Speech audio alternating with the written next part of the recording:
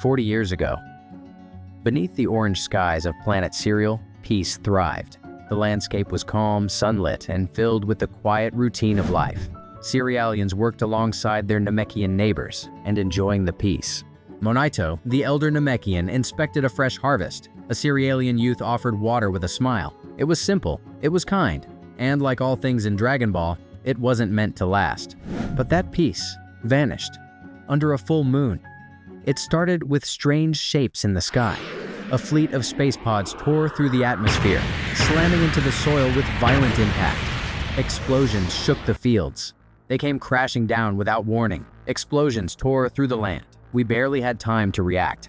And then, silence, until the roar. The transformation had begun. Oozaru, giant primal Saiyans powered by the full moon. They weren't beasts, they were invaders.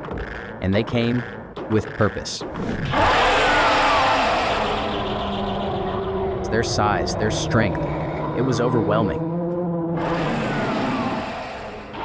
There was no warning, no mercy, only destruction. There weren't many of us Namekians and Cerealians on the planet to begin with, so their invasion?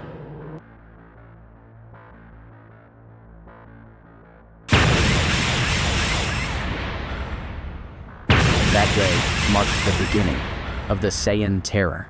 And then, it all fell silent. Smoke rose from the rubble, bodies everywhere, Namekian and Cerealian alike. I could barely move, but I was still breathing. The Cerealians didn't last long either, and in my hand, the Dragon Balls. That's when it hit me. I was the last surviving Namekian on the planet. The city was gone. They weren't invading, they were wiping us out. The ground shook with every step. One spotted a child running. It leapt. The chase wasn't over.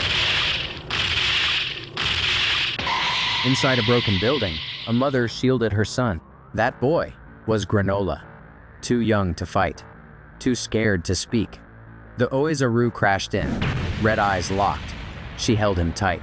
The Cerealians made one last move. Aim for the moon! If they couldn't fight the monsters, they'd cut off their power. They launched a final blast, all or nothing. Their light reached the sky. A blinding hit.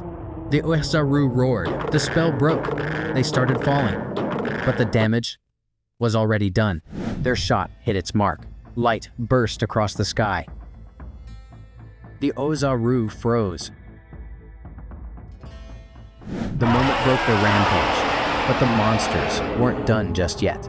"We got him," they shouted. But that victory cry came too soon. Strong. One punch, and our hopes collapsed with the wall behind me. "Let's finish up and leave," they said, as if it was just another mission. The air was quiet again, but not peaceful. And then, through the smoke and ruins, someone appeared.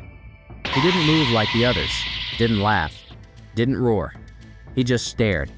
A single Saiyan, still standing, but with something even rarer. His name was Bardock, the father of Kakarot. And this is how his legend began.